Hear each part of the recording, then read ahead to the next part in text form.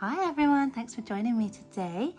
Now today is the first make that I am doing for Meg Journal's new project, Catalysts and Curiosities. And the first theme is all about connection. Now this journal was already what I was going to be using for the Catalysts and Curiosities, because I always do like watching Meg work in her accordion journals or her no-sew journals. So when the first newsletter came out on the 2nd of May with these prompts, it was like it was a concept that was already made for this journal.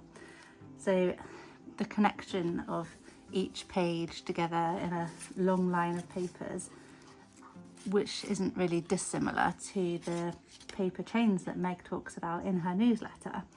And then the quote here that's all about taking stuff that you've come across in your life and either brought it home intentionally or have collected and then turning them into art.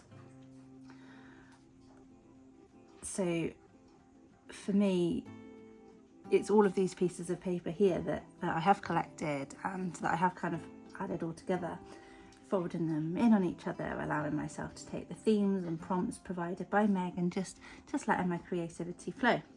So I'm not going to work in this journal in a linear way. What I will do is see what the prompts are at the time and see where they take me and just kind of be completely fluid and go with the flow at the time, because it will depend on what the prompts are as to which of these pages kind of call to me to be worked with, like size wise and colour wise and everything like that. And obviously this is a double-sided accordion journal as well. So Meg gives 3 parts to the project in each newsletter. So she gives snippets, elements and colours. And the first elements that we've been given are slow stitching and translucency and patchwork. So the snippet of information is this quote here. And she's also provided a quote from a book called How Romantics and Victorians Organised Information by Gillian M. Hess. And you will have to sign up to the newsletter to see what it is. I don't want to give away all Meg's hard work. And the colours that she suggested are inspired from some things that she's been working on in warm, earthy tones. So I will be starting with the cover or the front page, however you want to look at it. Because it is all kind of one piece, but I feel like the quote and the whole theme of connections is a great place to start and a great way to preface what is coming.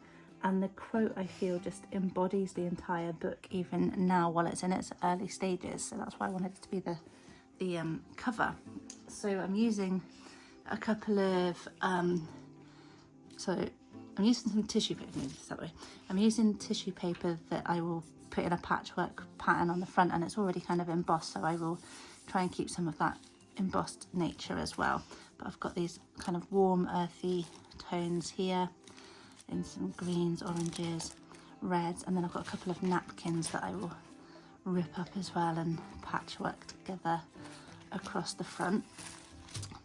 Put a bit of colour down first, and then for the stitching I've got this kind of nice earthy brown I will stitch it together with, and then I'll do something and put that on the front.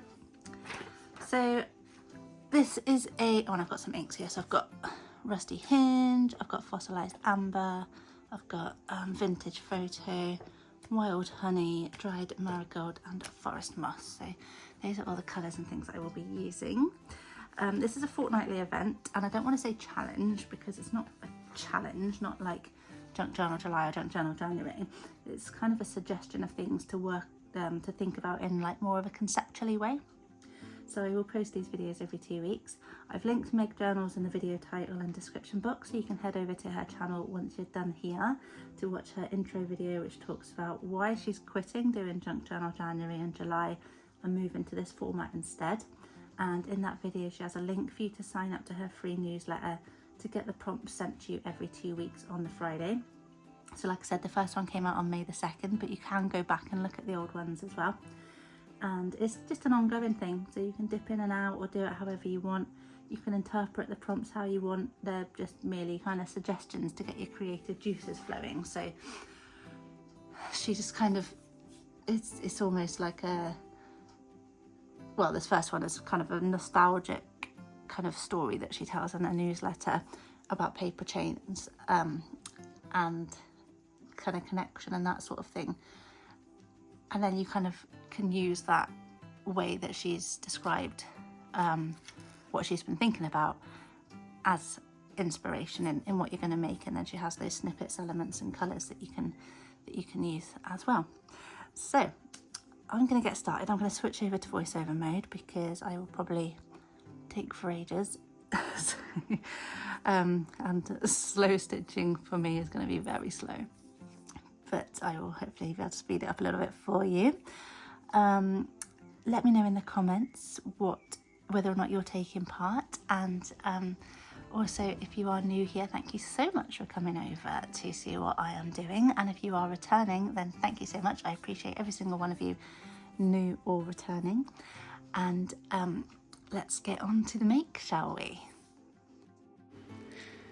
Okay, so as I mentioned, the theme for this first make is connection, and it was just perfect that I had just made this journal with you guys, this accordion journal, and then Meg comes out with connection as a theme. So yeah, absolutely fit wonderfully. Here I am just trying to figure out how to hold my journal in place without it falling on the floor, because as you know, my craft table is not a craft table, it's a tiny coffee table, and I don't really have space for anything, so I can't like lie it out, so I have to hold it down with some distress inks apparently. So I'm just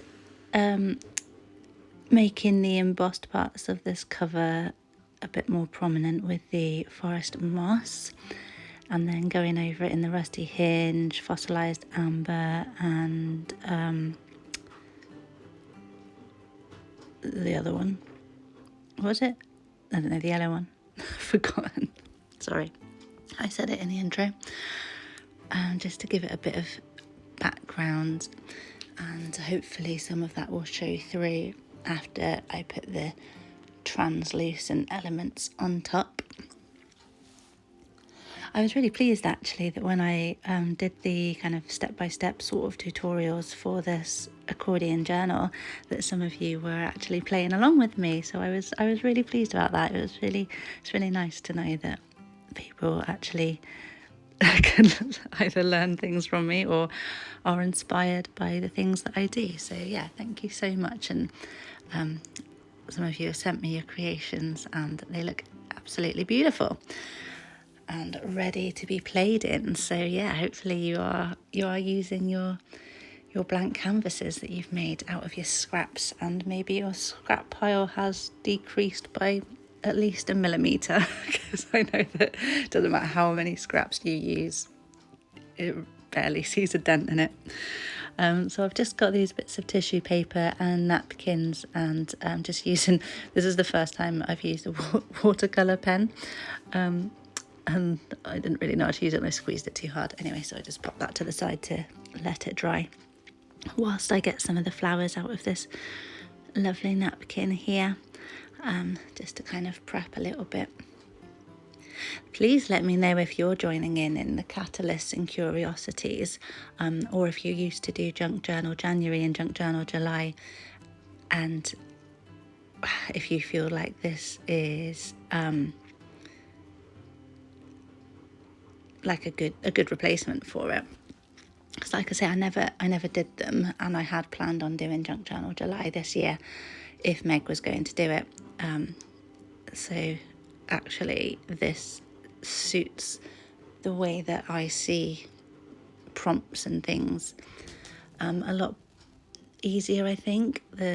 What was kind of stopping me from doing Junk Journal January and Junk Journal July before, and any kind of prompt challenge on the same sort of vein, like Defemorember and all those sorts of things, is just because I don't like being told what to do.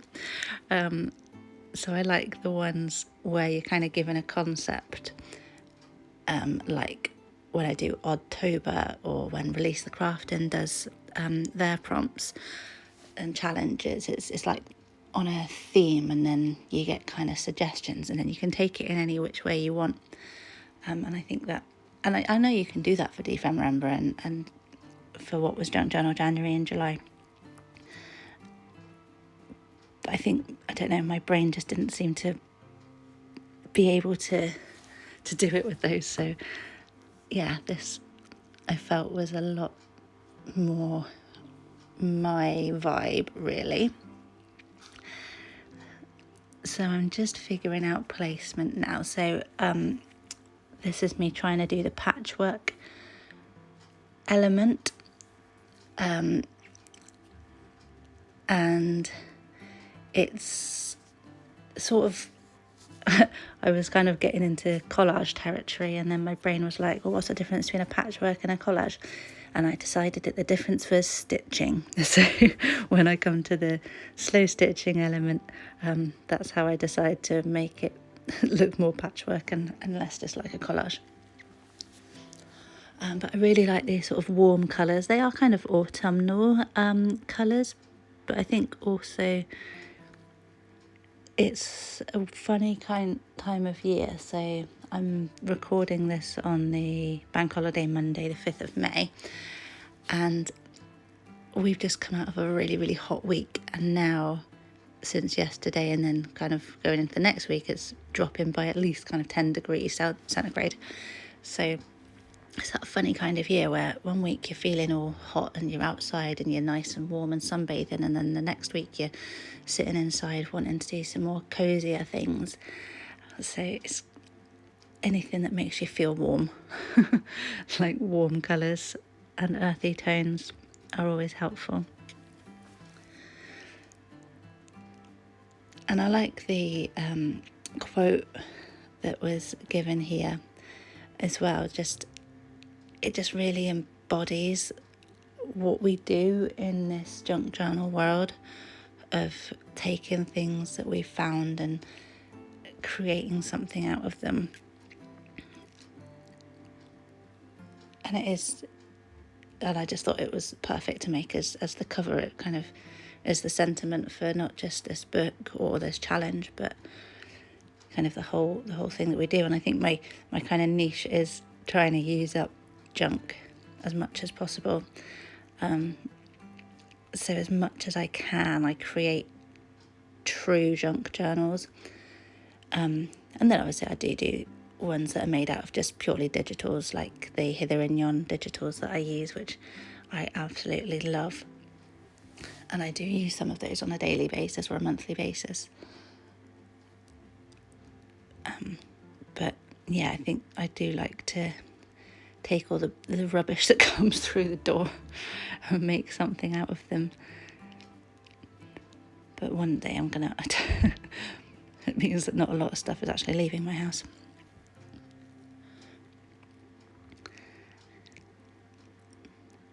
And I'm just using glue stick for this rather than Mod Podge at this point, because firstly I didn't want to have to wait for it to dry, but also I was going to be doing the stitching and things, so I just thought it'd be easier just to use that. And also I'd used a lot of the water reactive inks and stuff, so I didn't want it all to smudge.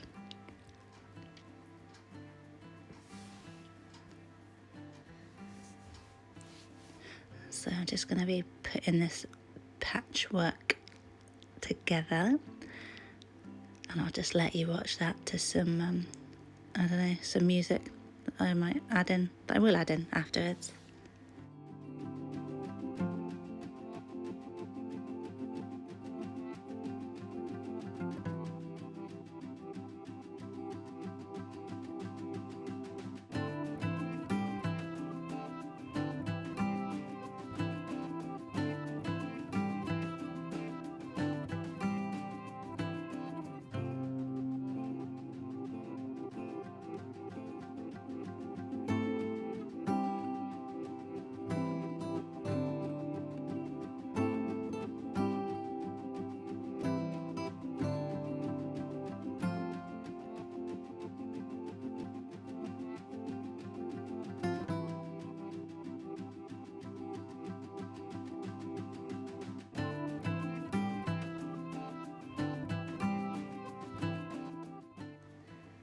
and now just putting my quote on and just figuring out whether or not I need to put anything behind it or partly behind it.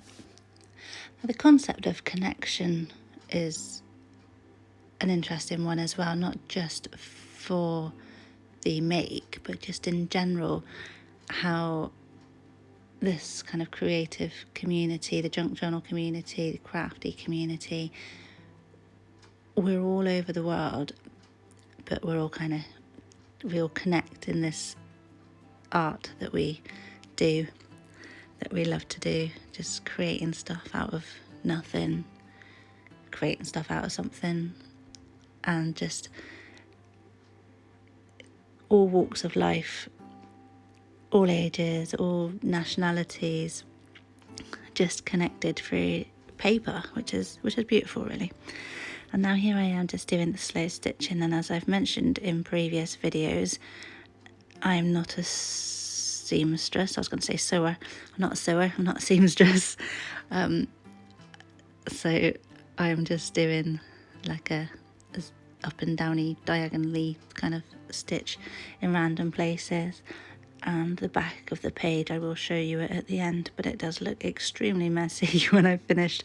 But I just leave it like that because I don't know what I'm going to do in future prompts, so I've left it, and I'll either cover it up or I might use part of it in a future prompt. It depends what the themes are and how I decide to go with them.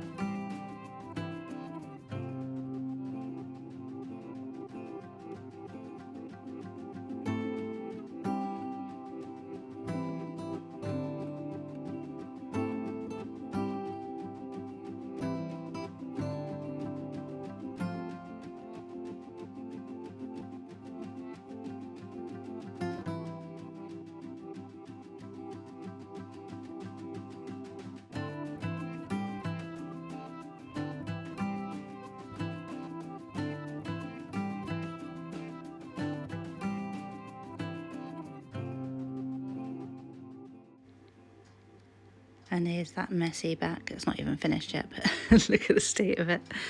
It's fine though. It's fine. It adds character, I think. And we'll do what we want to do with it, like I say, at a later date. I really enjoyed just doing this stitching. I do enjoy stitching when I do it. And as I've mentioned previously, I don't own a sewing machine because I just don't have anywhere to put one. I don't have a craft room, I don't have a craft space. My crafty stuff is already kind of in piles all around the house. I think my husband would have a nervous breakdown if I then brought in massive sewing machines and things into the house as well. So yeah, if I need to sew, I'll do it hand stitched, and put a couple of little crosses on here as well, just some X's, just because I was enjoying the stitching part of it, and I thought I'll just pop a couple more bits in. So I'll just put it on here, and then I'll put another one in the kind of bottom, just because it felt like it was a bit empty in the bottom. I also struggled for ages trying to rethread because it kept coming out of the needle. So I cut a load of that out because you didn't need to watch nothing. Also, if you can hear my washing machine in the background, that's the washing machine in the background. Such as life and chores continue, even when we want to play with paper. So every 2 weeks the prompts will come out. So the first one came out on the 2nd of May. The newsletter comes from Substack, and you can actually go back and look at old prompts if you join at a later date. But pop over to Meg Journal's video and see, the link to signing up for the newsletter is in her video. I'm sure you probably saw her video before you saw this one anyway. Please like and comment and subscribe and let me know what you think and whether you're getting involved and what you would do for those prompts that I talked about. So it was slow stitching, translucency and patchwork, warm earthy tones, and the kind of theme was connection. But I loved doing this. It was actually really, really relaxing to do. So apart from when I was trying to tie knots in string.